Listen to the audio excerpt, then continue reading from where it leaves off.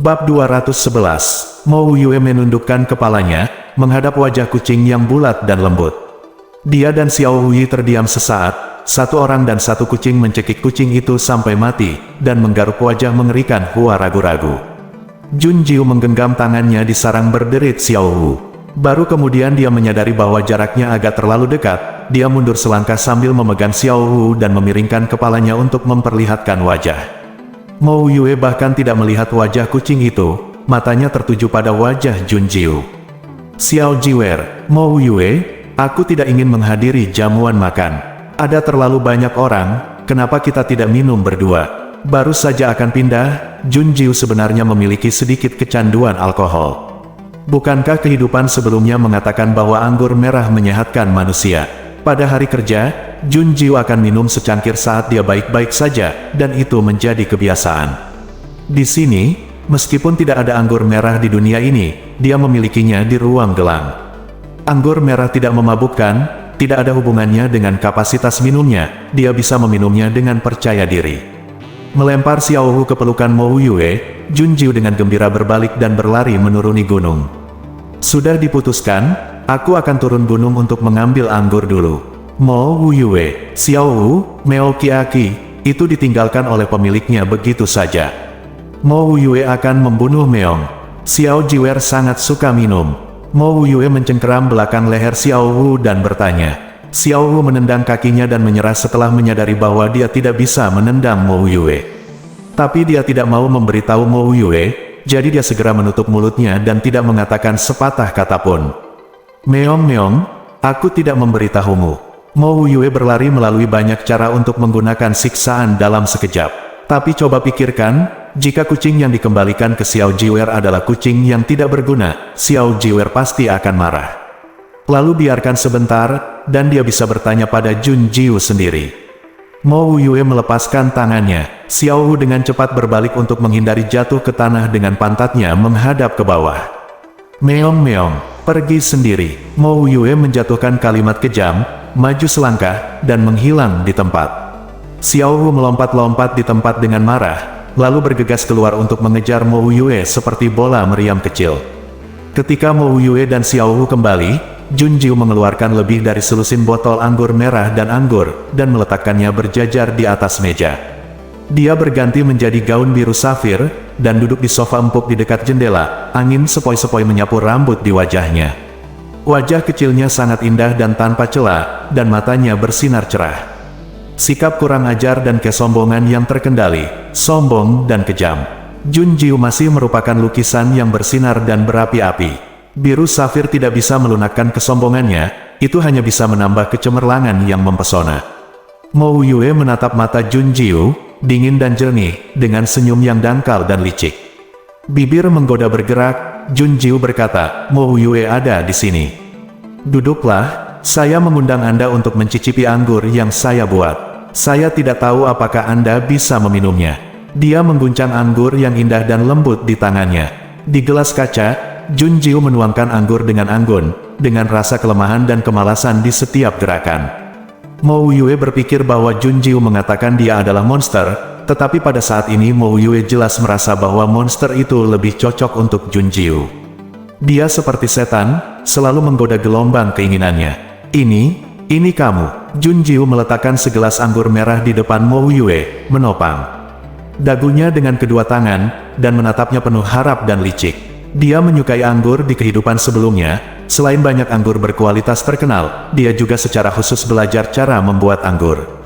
Jelas ada anggur Cina asli seperti Peach Blossom Wine dan Nurhong, yang lebih cocok untuk diminum oleh orang-orang di dunia ini. Jun Jiu mengeluarkan anggur barat dengan niat buruk, hanya untuk melihat bagaimana Mo Yue menyesapnya. Namun, Jun Jiu kecewa. Sambil menyesap anggur ke tenggorokannya, Mo Yue tidak bisa melihat ekspresi apapun di wajahnya.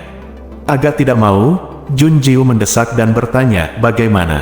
Tidak buruk, Mo Yue menjawab dengan enteng. Benarkah? Jun Jiu sedikit mengernyit, agak tidak percaya. Orang biasa tidak terbiasa minum anggur barat untuk pertama kalinya. Mengapa dia tidak terlalu mempercayai reaksi Mo Yue? Bergerak maju lagi, Jun Jiu menatap Mo Yue tanpa melepaskannya. Coba seteguk lagi. Mo Yue tersenyum jahat, dan sudut matanya sedikit terangkat. Melihat Junjiu, Mo Yue memanggang segelas anggur merah dan menelan semuanya. Junjiu menatap jakunnya untuk memastikan Mo Yue menelannya. Apakah Anda benar-benar terbiasa minum? Aku linglung, dan daguku terjepit. Begitu dia mengangkat matanya, wajah Mo Yue yang mengerikan dan tampan membesar tanpa batas. Tepat saat dia merasakan sentuhan di bibirnya, ujung lidahnya dengan cepat menembus giginya, dan anggur yang lembut jatuh ke mulutnya. Menelan tanpa sadar, lidah roh melilit penyusup. Ketika Junjiu mengetahui apa yang dia pegang, dia akan melepaskan dan mengusirnya. Ketika sebuah tangan berapi-api melingkari pinggangnya menariknya ke dalam pelukannya, Mo Yue memperdalam ciuman itu. Seekor kucing tertentu yang digunakan sebagai dinding latar melihatnya sebentar, dan mengambil gelas wine ke samping dengan khawatir. Terlalu banyak makanan anjing, Meong yang tidak makan makanan anjing. Tuan dan Mo sesat, Anda menggodanya dan dia menggodanya. Meo masih muda, saya tidak bisa mengendalikannya lagi. Dengan ciuman untuk berpisah, Junjiu mendorong Mo Yue pergi tersipu, dan berjalan ke sisi terjauh dari meja dengan wajah tegang dan tenang. Crazy Insight, setelah minum, kenapa mereka berciuman lagi?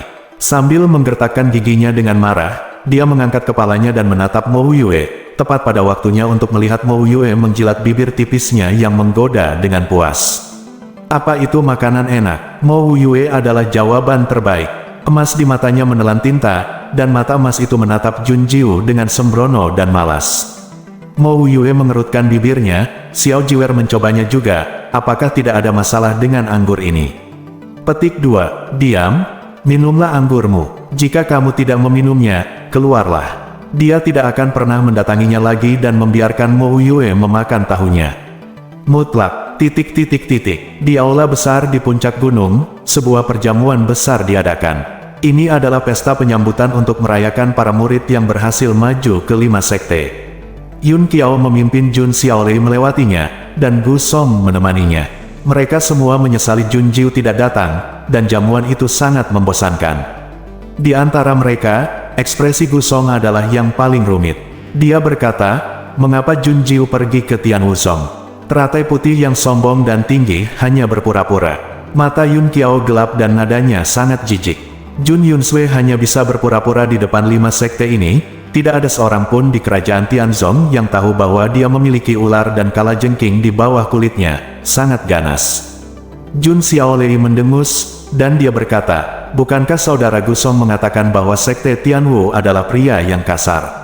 Jika saudari ke-9 pergi ke sekte Tianwu, apakah dia akan dirugikan? Yun Qiao terkejut, dan dia juga ingat. Segera, keduanya menoleh untuk menatap Gusong. Tepat pada waktunya untuk melihat ekspresinya yang rumit dan tertekan.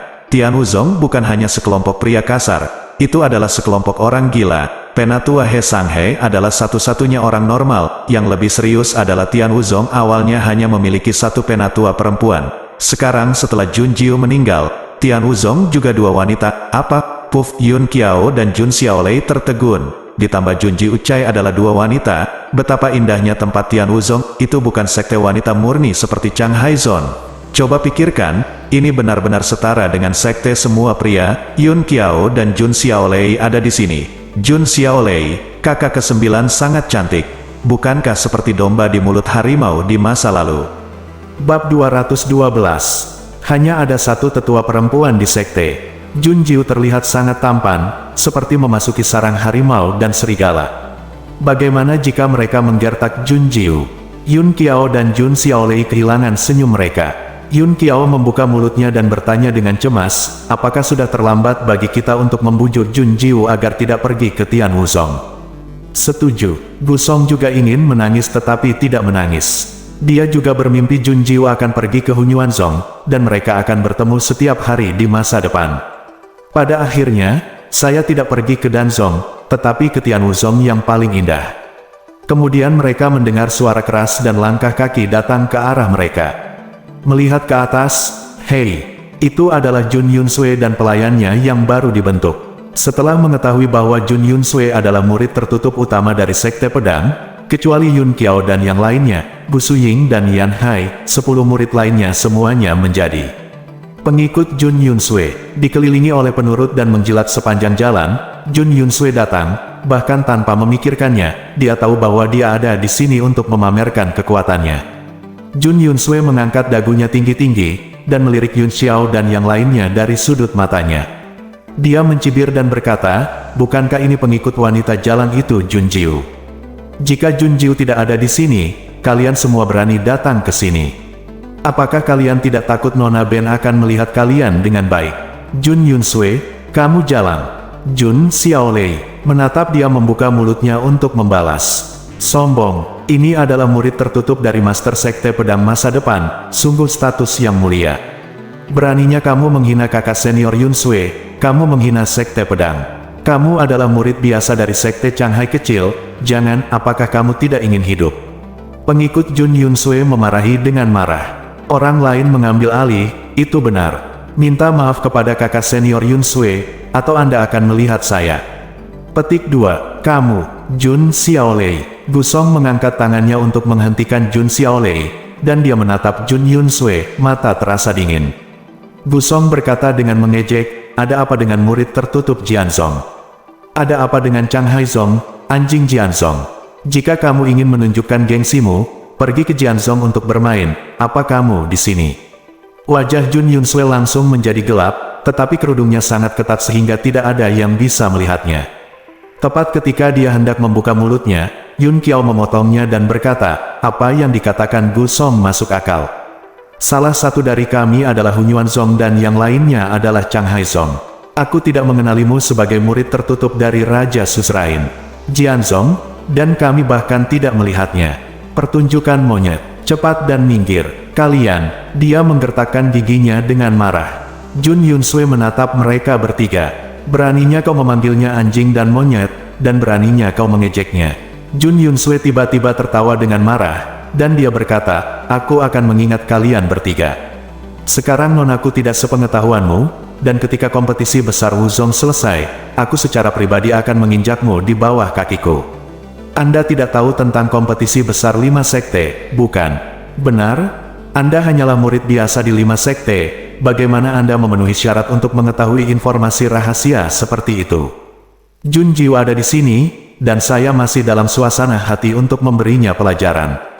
Kalian, membuang air liurku, ayo pergi. Jun Yunsue memamerkan kekuatannya, dan kemudian membawa pelayannya Ben pergi dengan sikap mendominasi.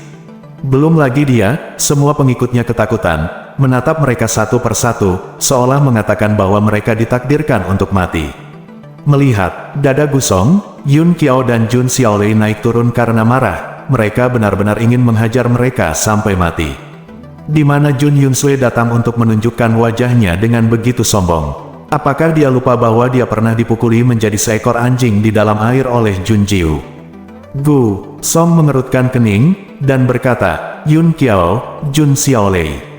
Pernahkah Anda memperhatikan bahwa Jun Yunsue semakin sombong? Dia dulu takut pada Jun Jiu, tetapi sekarang dia sangat melanggar hukum sehingga dia hampir diambang pergi ke surga. Yun Qiao, kamu benar. Saat aku kembali, aku harus memberitahu Nona Jun beritanya. Jun Yunsue pasti memiliki sesuatu untuk diandalkan, dan tujuannya adalah Nona Jun.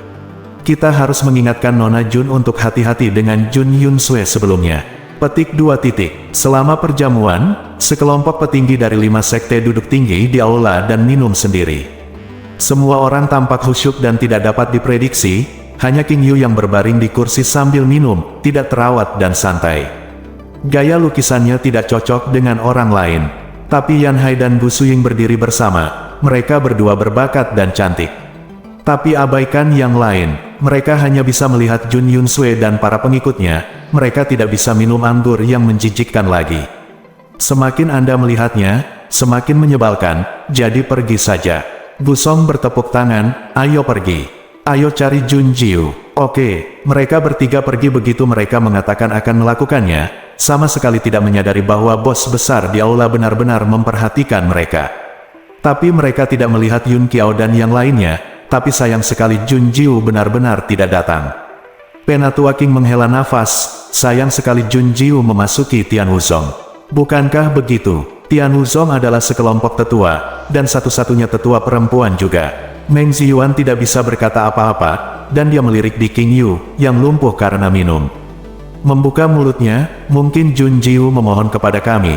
Lelaki tua itu akan menerimanya dengan penyesalan, tetapi pergi ke Tian Wuzong. Memikirkan menyerahkannya kepada King Yu sebagai tuan rumah, mereka semua merasa sakit perut. Yi menyesali apa yang dia katakan terlalu dini dan terlalu menentukan, dan merindukan unggulan yang baik, Jun Jiu. Patah hati karena dia kalah telak, dan bahkan kalah dari King Yu sebagai tuan rumah dari 5 kompetisi. Serahkan pada orang gila aneh ini untuk menjadi tuan rumah, cepat atau lambat akan berakhir. King Yu merosot di kursi dengan kepala tertunduk dan kaki terangkat. Dia menggelengkan kakinya dan berkata dengan mabuk, "Hei, aku mendengar semuanya, tidak ada gunanya kamu menyesalinya. Jun Jiu milik Tian Wuzongku, dan kompetisi besar Wuzong juga Tian Wuzongku. Hahaha, apakah kamu ingin menangis? Aku lihat, semuanya, tangan gatal, saya benar-benar ingin memukulnya sampai mati. Belum lagi semua hal yang terjadi di jamuan makan."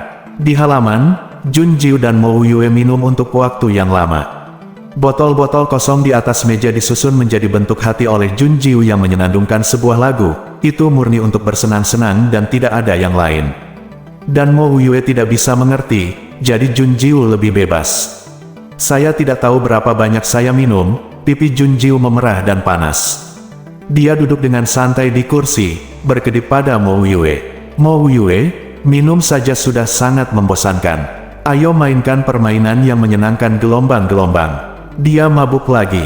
Mo Yue menatap Jun Jiu dalam-dalam, dan dia berkata dengan suara rendah, "Permainan yang menyenangkan." "Iya, kamu mengulurkan tangan, cepatlah." Melihat Mo Yue tidak bergerak, Jun Jiu sedikit mengernyit. Dia berbicara dengan nada teratur. Bibir tipis. Mo Wuyu terangkat dengan jahat, dan sedikit memanjakan muncul di matanya. Begitu dia mengulurkan tangannya, Jun Jiu langsung meraihnya dengan kedua tangannya sambil tersenyum licik. Bab 213. Mo Yue mengaitkan bibirnya, jahat dan malas. "Apa yang ingin kamu mainkan, ciwer kecil? Hush, jangan bicara, jangan bergerak." Jun Jiu memiliki wajah serius. Dia meraih tangan Mo Yue dengan satu tangan untuk mencegahnya mengambilnya kembali, dan menulis di telapak tangan Mo Yue dengan satu jari, gambar. Mo Yue melihat Jun Jiu mabuk 2 kali, dan dia memiliki reaksi yang berbeda. Terakhir kali dia menggoda kematian, kali ini dia berperilaku sangat baik dan pendiam. "Di telapak tangan saya menulis dengan hati-hati goresan demi goresan, dan setiap sentuhan terasa langsung ke lubuk hati saya, gatal dan mati rasa." Segera, Jun Jiu selesai menulis. Mo Yue merenung dan berkata, "Senang. Benar? Apakah kamu sangat senang dengan game ini?" Jun Jiu menyeringai, alis dan matanya melengkung. Yang disebut permainan bahagianya adalah menulis kata bahagia di telapak tangan Mo Yue. Mo Yue sedikit terkejut, sedikit tercengang. Ini juga permainan. Mendongak dan melihat ekspresi serius Jun Jiu menunggu jawabannya, sudut mulut Mo Yue melengkung ke atas lagi, jadi mengapa tidak memanjakan Xiao Jiwer? Mo Yue sedikit mengangguk dan menjawab, "Senang. Apakah ada yang lebih menyenangkan? Apakah kamu ingin bermain?" Jun Jiu tersenyum seperti bunga, dengan pipi memerah, dan sepasang mata berkabut yang tampak berkelap-kelip dengan bintang. Dia berjalan dengan satu langkah dan mengaitkan leher Mo Yue, menundukkan kepalanya dan mencium dahi Mo Yue. Mendesis. Suara terengah-engah yang jelas datang dari luar pintu. Jun Jiu menoleh dengan ragu, dan melihat Yun Qiao dan mereka bertiga dari jendela yang terbuka. Mereka berdiri di sana dengan linglung, mata mereka membelalak, jelas melihat adegan di mana Jun Jiu mencium Mo Yue barusan. Retak, Yun Qiao merasakan hati anak laki-lakinya hancur. Gusong merasa sedikit sedih, tetapi lebih terkejut lagi karena Jun Jiu memiliki hubungan yang tak terlukiskan dengan tuannya. Segera setelah itu, mata Mo Yue tertuju pada mereka. Mendesis, suara tarikan napas lebih terasa. Gusong gemetar beberapa saat. Keinginannya yang kuat untuk bertahan hidup membuatnya meraih Yun Qiao dengan satu tangan, dan Jun Xiaolei yang tersipu dan bingung dengan tangan lainnya, berbalik dan kabur. Saat melarikan diri, dia berkata, "Silakan. Jun Jiu, hei, ayo pergi sekarang. Aku juga ingin bertanya apakah mereka ingin masuk untuk minum atau 2. Kamu sudah mabuk, masih minum." Mo Yue mencubit dagu Jun Jiu, membuatnya berbalik untuk menatapnya. Bintang-bintang kecil berkelap-kelip di mata itu, langsung menghantam jantung dengan indah. Junjiu tidak membantah Mo Yue kali ini, dia mengangguk dengan serius. Dia sedikit pusing, mungkin mabuk. Dia memandang Mo Yue, sudut mulutnya meringkuk, kalau begitu aku akan tidur. Tadi ciuman selamat malam, sampai jumpa besok. Setelah berbicara, Junjiu mendorong tangan Mo Yue, menguap dan kembali ke tempat tidur. Mo Yue mengangkat matanya dan melihat Junjiu mengulurkan tangannya untuk menarik selimutnya, dan langsung menggulung dirinya menjadi bola, tertidur dalam waktu 2 detik. Mo Yue mengangkat alisnya, setelah tidur begitu cepat, apakah kamu tidak takut dia akan melakukan sesuatu? Meo, Xiao Hu tiba-tiba muncul entah dari mana. Melompat ke tempat tidur, murid kucing menatap Mo Yue berputar-putar. Itu mengangkat kaki kucing dan mengarahkannya keluar pintu, dengan arti yang jelas. Ini untuk membiarkan Mo Yue keluar, jangan ganggu tidur Junjiu. Dengan kata lain, Xiao Hu waspada terhadap Mo Yue. Ia tidak mabuk kali ini, ia ingin melindungi tuannya, dan jika tuannya tidak tahu, ia tidak akan pernah membiarkan Mo Yue memakan tahu. Tuannya, namun, jika pemiliknya memakan tahu Mo Yue, ia akan berpura-pura tidak melihat apa-apa, meong gelombang-gelombang. Mo Yue melirik Xiao Hu, yang diam-diam menatap wajah tidur Junjiu untuk waktu yang lama sebelum berbalik. Saat pacaran, Mo Yue melirik dengan santai dan melihat persembunyiannya. Ada 3 orang yang bersembunyi di kegelapan. Menutup telinga, Mo Yue menghilang di tempatnya. Melihat dia pergi, Gusong berdiri dari semak-semak. Dia berkata, Mo Yue sudah pergi, dia tidak ada di kamar Junjiu. Sebelum menunggu lama untuk menjawab, dia menatap Yun Qiao dan Jun Xiaolei. Salah satunya masih linglung, dan pemuda itu tidak bisa menahan diri. Semakin merah, aku membenamkan kepalaku dan tidak tahu apa yang kupikirkan. Sudut mulutnya berkedut, dan Gusong mengulurkan tangan untuk meraih mereka berdua. Dia berkata tanpa sepatah kata pun, Hei, Yun Qiao, Jun Xiaolei, kamu sudah kembali sadar. Petik 2, aku akan tidur dulu. Yun Qiao bahkan tidak melihat Gusong dan Jun Xiaolei. Dia menurunkan kepalanya dan masuk ke kamar dalam keadaan transwall. Saya membuat kesalahan di tengah jalan, jadi saya kembali dan mencari lingkaran sebelum menemukannya. Hanya melihat Yun Qiao seperti ini dari samping, Gusong tidak bisa berkata apa-apa. Dia menghela nafas, untungnya, saya hanya mengagumi Junjiu, kalau tidak saya akan sama dengan Yun Qiao. Jika saingannya adalah Tuan Junjiu, sepertinya tidak ada harapan sama sekali. Sosok Mo Yue muncul di benaknya, monster seperti itu. Sangat kuat, saya tidak tahan berpikir untuk menentangnya, dan saya bahkan takut untuk melihatnya 2 kali. Tapi aku tidak menyangka pria yang begitu kuat akan duduk diam dan membiarkan Junjiu mencium keningnya dengan dominan. Gusong semakin mengagumi Junjiu. Seperti yang diharapkan dari tangan suci Junjiu, dia berbeda dari orang biasa. Melihat Jun Xiaolei lagi, Gusong berkata, Jun Xiaolei, bukankah kamu juga menyukai Junjiu, jadi kamu tersesat dan sedih? Tidak, tidak. Jun Xiaolei buru-buru menggelengkan kepalanya untuk membalas, wajahnya memerah lagi. Aku baru saja berpikir, kakak ke-9 sangat kuat, dan pria yang kusukai juga mengambil inisiatif. Aku harus belajar dari kakak ke-9, dan aku tidak boleh terlalu pemalu dan terkendali. Gusong, titik 2 tanda tanya. Tunggu, gadis, apakah ada yang salah dengan fokusmu? Melihat wajah memerah Jun Xiaolei, mengepalkan tangan dan tatapan tegas, Gusong merasa sedikit ajaib hari ini. Apa yang terjadi satu demi satu sungguh luar biasa. Dia akan kembali dan minum 2 cangkir untuk menenangkan diri dan berbicara lagi. Junjiu tidak tahu apa yang terjadi malam itu kecuali dia dan Mo Yue. Dia membuka matanya keesokan harinya dan bangun, menutupi wajahnya dengan tangannya. Mengapa kapasitas alkohol begitu buruk? Anda bisa mabuk dengan anggur merah. Ya Tuhan, meong gelombang, Xiao Hu, guru, Anda harus berhenti minum di masa depan. Tidak, kamu harus berlatih hanya jika kamu tidak minum dengan baik. Jika tidak, apa yang akan kamu lakukan jika kamu mudah mabuk di masa depan? Junjiu membelai rambut Xiao Hu, mengulurkan tangannya untuk memeluknya dan meletakkannya di depan matanya. Xiao Hu melambaikan kaki kucing itu dan mengeong, aku bisa melindungi tuannya. Tubuh aslinya adalah harimau putih yang tampan dan perkasa. Tetapi Xiao Hu memikirkannya dan merasa bahwa apa yang dikatakan tuannya itu benar. Minum harus dipraktekkan. Saat bertemu orang lain, itu bisa melindungi pemiliknya. Tapi saat bertemu Mou Yue, dia tidak bisa menghentikannya. Mendengar kata-kata Xiao Wu, mulut Jun Jiu berkedut. 5 kecilnya luar biasa. Tiba-tiba, ekspresinya sedikit berubah, dan dia mengangkat matanya untuk melihat keluar pintu. Segera, setelah ketukan di pintu, suara rendah He Sang datang. He Sang meminta untuk bertemu Tuan Muda. He Sang datang. Ini sesuai harapan Jun Jiu. Kemarin ketika Jun Yun Sui bangun dan menunjukkan gigi dan cakarnya di aula di puncak gunung, He Sang pasti akan datang untuk menemukannya. Adapun Zuoqi tidak datang. Dia menonton Jun Yun Sui sendiri. Jun Jiu mencubit telinga Xiao Wu. Pergi dan suruh dia menunggu. Aku akan mandi dan melihatnya lagi. Meo, Xiao Wu mengangguk, dan beberapa catwalk terbang keluar jendela, mengangkat kepalanya dan mengeong ke arahnya. Dia Sang. Sebagai gantinya, He Sang tampak bingung dan bingung. Apa maksudmu? Bab 214. He Sang dan Xiao Wu menolak untuk menyerah. Setiap kali dia ingin mengetuk pintu atau melangkah maju, Xiao Wu akan menatapnya dengan gigi terbuka dan menunjukkan cakar yang tajam. Setelah 2 atau 3 kali mencoba, He Sang mengerti. Aku tidak bisa masuk. Meo, Xiao Wu mengangguk dengan angkuh, lalu mengetuk tanah dengan cakarnya. He Sang terkejut, seolah kucing itu telah menjadi roh. Dia tidak percaya dan bertanya, saya menunggu di sini.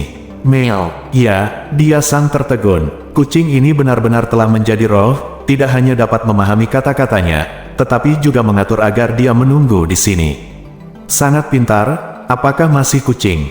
Menunggu setengah batang dupa, He Sang terus menatap Xiao Wu sampai Jun Jiu membuka pintu. Masuk, ya, He Sang mengikuti ke kamar dan menutup pintu dengan lembut. Agar tidak ketahuan orang lain, ia pun memakai jubah. Sambil mengayunkan lengan bajunya, dia memberi isyarat kepada He Sang untuk duduk dan berkata. Jun Jiu menyipitkan matanya dan menyipitkan mata ke arahnya, dengan sikap santai dan menghina. Ayo bicara, Tuan Muda, saya tidak mengerti mengapa Jun Yun Sui dibiarkan begitu lancang. Bertarung melawan para tetua dari penguasa lain tidak diragukan lagi membuat musuh. Ini tidak baik untuk hubungan antara 5 sekte. Dia Zong berkata pada dirinya sendiri setelah mengungkapkan semua kebingungan di dalam hatinya. Dia melanjutkan dengan berkata, kita harus menghentikan Jun Yun Sui.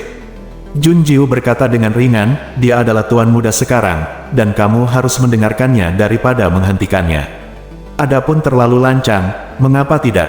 Tetap saja, dapatkah Anda yakin bahwa tidak ada orang dari mereka di 5 sekte? Petik 2, karena Anda ingin sesumbar, maka sesumbarlah ke langit, setinggi yang Anda bisa.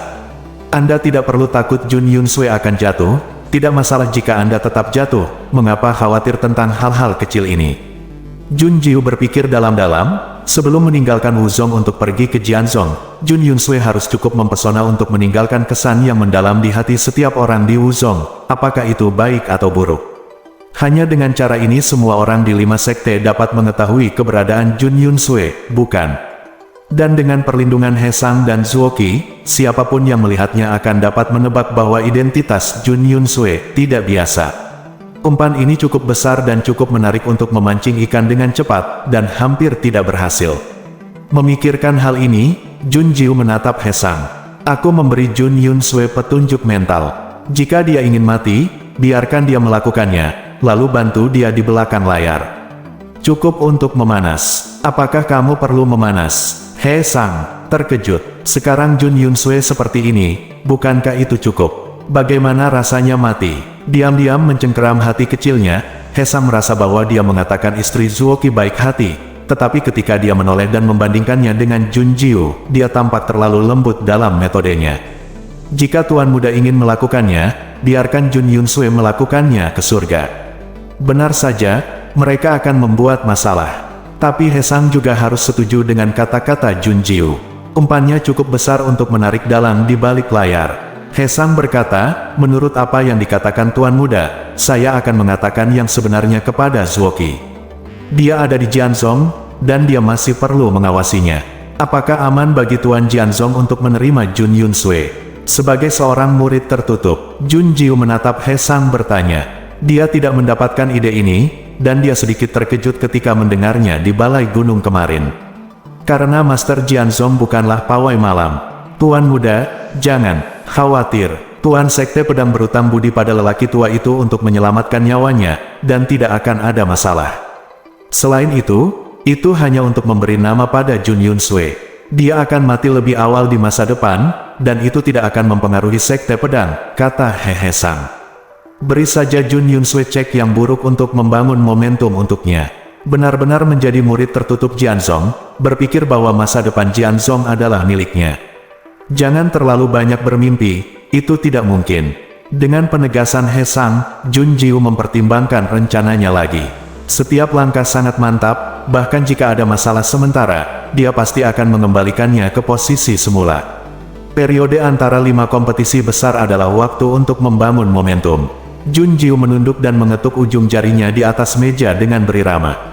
Dia mencibir dan berkata, tunggu saja sampai 5 sekte bersaing, dan ikan akan mengambil umpannya. Petik 2. Ya, Tuan Muda dapat yakin untuk pergi ke Tian Wuzong terlebih dahulu. Ya, sebelum pergi ke Tian Wuzong, Yun Qiao, Gu Song dan Jun Xiaolei ketiganya datang. Mereka memberitahu Jun Jiu semua berita tentang Tian Wuzong yang mereka tanyakan. Melihat wajah khawatir mereka, sudut mulut Jun Jiu sedikit melengkung. Jangan khawatir, bukankah Sekte Master dari Sekte Tianwu adalah kakak seniorku? Apa yang kamu khawatirkan? Sekte Master King adalah satu-satunya yang khawatir. Dia mabuk sepanjang hari dan bertarung seperti orang gila. Siapapun yang melihatnya harus menghindarinya. Saya tidak tahu bahwa Master Sekte dari Sekte Tianwu ada di bawahnya. Seperti apa rasanya menjadi penanggung jawab? Gu Song tampak khawatir. Dia menatap lurus ke arah Jun Jiu, dan kemudian berkata, kali ini, kompetisi besar 5 sekte akan diadakan di Sekte Tianwu, dan masih ada lebih dari setengah tahun lagi. Jun Jiu, aku akan mencoba yang terbaik untuk datang lebih awal. Yun Qiao, itu benar. Nona Jun, kami akan datang kepadamu lebih awal. Jika ada yang menindasmu, beritahu kami dan kami akan membalaskan dendammu. Petik 2. Ya, kakak ke-9, kami akan melindungimu. Jun Xiaolei mengepalkan tinjunya dengan tegas. Jun Jiu tersenyum dan menatap mereka bertiga dengan menggoda. Oke, tapi kekhawatiran ketiganya berlanjut hingga hari mereka berpisah. 15 murid yang melewati bea cukai semuanya akan pergi ke 5 sekte secara terpisah hari ini. Yun Qiao dan yang lainnya datang untuk mengucapkan selamat tinggal dengan enggan, tetapi mereka menolak untuk pergi setelah beberapa saat. Pada akhirnya, Hun Yuanzong dan Chang Haizong masing-masing datang dan membawanya pergi. Gu Song menatap tatapan tetua Tuki, dan diam-diam menatap Jun Jiu. Jun Jiu, ayo pergi dulu. Jangan lupakan Dan Fangku. Memutar kepalanya 3 kali langkah, mata Yun Qiao terbakar. Nona Jun, sampai jumpa di 5 sekte. Kakak ke-9, aku akan merindukanmu. Uzong Dabi pasti akan datang kepadamu, jangan lupakan aku. Mata Jun Xiaolei berair, dan dia hampir menangis. Gu Suying membawa Jun Xiaolei pergi, dan menatap Jun Jiu dalam-dalam beberapa kali sebelum berpisah. Sepertinya mereka sangat enggan berpisah denganmu, saudari junior. Mendengar suara itu, Jun Jiu melihat ke samping pada seseorang yang dengan malas bersandar di batu. Seolah-olah dia tidak punya tulang, dia mabuk dan malas, tapi suaranya antusias dan flamboyan. King Yu adalah pria yang sangat kontras dan sangat aneh. Jun Jiu terkekeh, kita tentu saja akan bertemu selama kompetisi Akbar Wuzong. Kakak, kapan kita akan berangkat? Dan Zong adalah yang paling dekat, naik kereta. Hun Yuanzong ingin mengambil susunan teleportasi, dan Chang Haizong perlu naik perahu. Jianzong Zuoqi tidak ingin Jun Yun Sui mati. Untuk merepotkan Jun Jiu, jadi dia membawa Jun Yun Sui dan Yan Hai dan mereka berangkat lebih awal. Sekarang hanya Tian Wuzong yang tersisa. Jun Jiu melihat sekeliling, tapi tidak ada gerbong atau peralatan lainnya. Mungkinkah mereka akan berjalan? Tapi sepertinya Tian Wuzong terletak di utara daratan, yang sangat jauh. Apa yang kita pikirkan untuk kembali? Haha, ayo pergi dengan burung. King Yu tersenyum penuh arti pada Jun Jiu.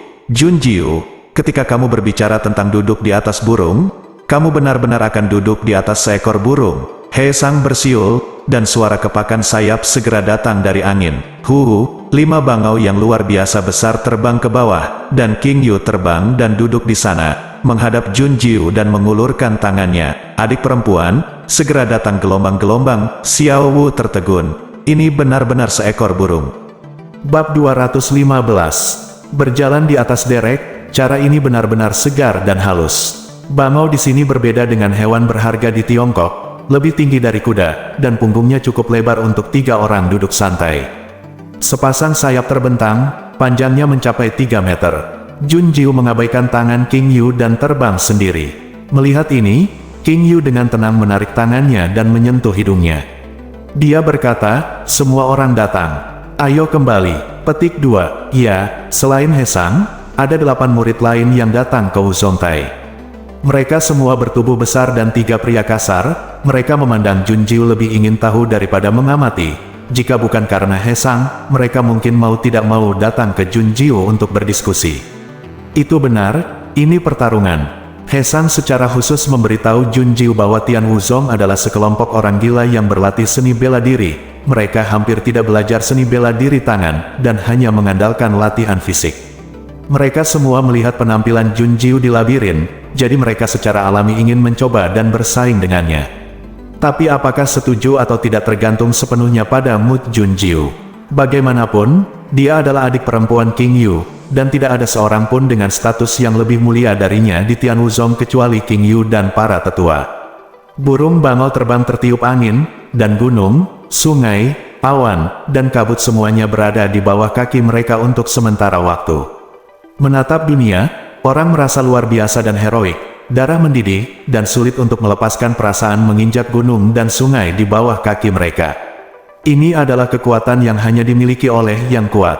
Jun Jiu tersenyum arogan, dia akan menjadi sangat kuat. Suatu hari, saya akan berdiri di atas gunung dan sungai ini dengan kaki saya sendiri, menghadap ke dunia. Merasakan suasana hati Jun Jiu, Xiao Wu mengangkat dadanya dan mengangkat kepalanya dengan gagah. Hanya saja tangisannya lembut, dan tidak terdengar agung sama sekali, tetapi tidak ada yang menyadarinya di bawah panggilan Xiao Wu. Sayap bangau itu bergetar. Paksaan harimau putih datang dan pergi dengan cepat, seperti halusinasi sesaat. Oleh karena itu, derek pulih dengan cepat tanpa diketahui. Tian Wuzong terletak di utara daratan. Terlepas dari kebajikan King Yu yang tidak terkendali dan berjiwa bebas, dalam hal menjadi pemandu wisata, tidak ada yang dapat mengambil kualifikasi King Yu untuk pekerjaan ini. Percakapannya lucu, bahkan gunung biasa pun bisa mengeluarkan mitos dengan Jun Jiu. Jun Jiu Chun mengira dia sedang mendengarkan ceritanya, jadi dia bergegas ke Tian Wuzong dengan santai. Apa yang telah saya lihat dan dengar di sepanjang jalan, humaniora di utara berani dan terus terang. Namun melihat Gunung Beiluo yang megah dan megah, semua pemandangan yang pernah saya lihat sebelumnya telah memudar di depannya, yang tidak perlu disebutkan. Langit biru tidak berawan, dan pegunungan tinggi yang menjulang dari tanah di depannya memenuhi seluruh rongga mata, dan pegunungan di Gunung Beiluo semuanya terlihat megah dan bergelombang. Suasananya luar biasa. Tian Wuzong terletak di atasnya, dan bahan untuk membangun bangunan istana semuanya terbuat dari potongan besar batu biru, dengan dinding berwarna merah tua di atasnya, dan ubin biru di atasnya. Bangunan-bangunan kuno memberi orang perasaan kental dan suasana kuno. Derek itu terbang ke jangkauan Tian Wuzong, dan angin bertiup dan mendengar semburan teriakan keras. King Yu tersenyum dan menjelaskan, ini adalah murid di sekte yang berlatih tinju dan menendang. Petik 2. Ya, Jun Jiu menghela nafas ringan. Dia melihat ke bawah ke bangunan di bawah kakinya, dan samar-samar dia bisa melihat orang-orang datang dan pergi. Derek itu terbang rendah, dan jaraknya tiba-tiba memendek. Sebuah kotak lebar muncul di depannya, dan murid-murid Tian Wuzong yang tersusun rapi dalam tim sedang meninju dan menendang, dan teriakan serta teriakan datang dari sini. Mereka juga melihat bangau itu, dan segera terdengar suara kejutan dari bawah, Suserain sudah kembali. Petik 2 tanda seru. Tiba-tiba, orang-orang di alun-alun besar mengejar mereka ke arah mereka terbang. Melihat adegan ini, Jun Jiu samar-samar memikirkan adegan kafetaria yang menyajikan makan malam. Batuk-batuk, tahan dan tertawa. Melihat kembali King Yu ke samping lagi, rasa ingin tahu di mata Jun Jiu semakin dalam. Orang lain di Wuzong membenci King Yu sebagai orang gila, tetapi murid-murid Tian Wuzong tampaknya sangat menghormatinya. Dan dalam kesan di matanya, King Yu adalah seorang pria dengan rahasia yang tersembunyi di dalam dirinya. King Yu bangkit, ini dia. Derek itu mendarat di peron di depan aula utama, dan semua orang turun satu demi satu. King Yu mengangkat kepalanya dan memerintahkan murid-murid lainnya, turun dan beri makan bangau terlebih dahulu. Kemudian dia menatap Jun Jiu, dan senyum King Yu berayun dengan hangat. Dia mengangkat tangannya seolah berniat untuk menepuk bahu Jun Jiu, tapi saat dia mengangkatnya sejenak, memikirkan Jun Jiu menusuknya dengan jarum, King Yu diam-diam menariknya kembali, berpura-pura menyentuh hidungnya. Dia berkata, "Saudari junior, ayo pergi. Saya akan memperkenalkan Anda ke Tian Wuzong. Saya menerima berita bahwa Anda menjadi seorang saudari junior, dan semua penatua mengetahuinya. Mereka semua ingin melihat Anda, tetapi jika ada di antara mereka yang memberi kamu berwajah buruk, jangan khawatir tentang itu.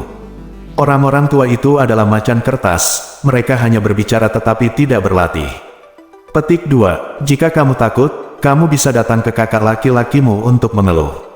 Kakak laki-laki akan mengajarinya untukmu. Kakak laki-lakimu adalah lenganmu. King Yu berkata kemudian, dia menepuk lengannya, tetapi dia menarik napas dalam-dalam dengan terlalu banyak kekuatan, dan tiba-tiba kehilangan semua keagungan. Jun Jiu mengerutkan bibirnya sambil tersenyum, berpikir bahwa King Yu benar-benar orang yang menarik. He Sang mengikuti di belakang tidak jauh atau dekat, melihat ke atas dan melihat interaksi antara King Yu dan Jun Jiu. He Sang membelai janggutnya dengan sakit kepala. King Yu sebagai kakak senior tuan muda, itu tidak akan mengajari tuan muda dengan buruk. Selama percakapan, kami tiba di aula-aula harta karun. Saat ini, di dalam dan di luar aula-aula harta karun penuh dengan orang. Sejauh mata memandang, mereka semua adalah laki-laki dengan balita besar dan 3 kepala kasar, belum lagi penampilan mereka, kasar dan tidak terkendali, dengan alis tebal dan janggut yang tidak dicukur. Mata Jun Jiu sedikit sakit. Xiao Hu juga menatap mata kucing itu lebar-lebar, dan berkata, "Aku dengar hanya ada satu tetua perempuan di Tian Wuzong. Semuanya laki-laki." Sekte pemurnian tubuh menggunakan tubuh sebagai senjata tajam untuk berlatih seni bela diri. Sekte semacam itu secara alami tidak disukai wanita, kata Jun Jiu ringan. "Meo, jadi itu." Xiao Hu mengangguk mengerti. Percakapan mereka berlangsung di dunia roh, di mana tidak ada orang lain yang dapat mendengarnya. Melangkah ke aula Baotang, semua tetua sekte Tianwu telah menunggu di sini. Mereka melihat ke atas serempak, mata mereka yang berbinar jatuh ke tubuh Jun Jiu. Anehnya, Jun Jiu memahami mata mereka saat ini, itu adalah seorang wanita. Ini benar-benar seorang wanita. Wah, bukankah ada penatua wanita di Tian Wuzong? Mengapa mereka memandangnya seolah-olah mereka belum pernah melihat wanita? Sebelumnya, segera, kebingungan batin Jun Jiu dan Xiao Wu dijelaskan. Suara tebal datang. Apakah ini Jun Jiu? Jun Jiu mendongak, matanya bertemu dengan gigi putih, dan dia tertegun. Belakangan diketahui bahwa orang yang datang terlalu gelap, kulitnya sehitam karbon, dan gigi putihnya sangat jelas terlihat. Tatapan Jun Jiu berhenti di dada pengunjung, dan dia berpikir bahwa otot dadanya agak besar. Akibatnya, King Yu menyeringai padanya dan berkata, "Saudari junior, ini adalah satu-satunya tetua perempuan dari sekte Tianwu saya, tetua Zhou Zhou Dai." Apa? Jun Jiu terhenti sejenak. Arang hitam dan gigi putih ini adalah seorang wanita, penatua Zhou Dai, yang namanya sangat feminin. Melirik Jun Jiu dari atas ke bawah, senyumnya menjadi lebih cerah, dan gigi putihnya menonjol. Dia tertawa keras. "Jun Jiu, atas nama Tian Wuzong, saya dengan hangat menyambut Anda untuk bergabung." Bersambung.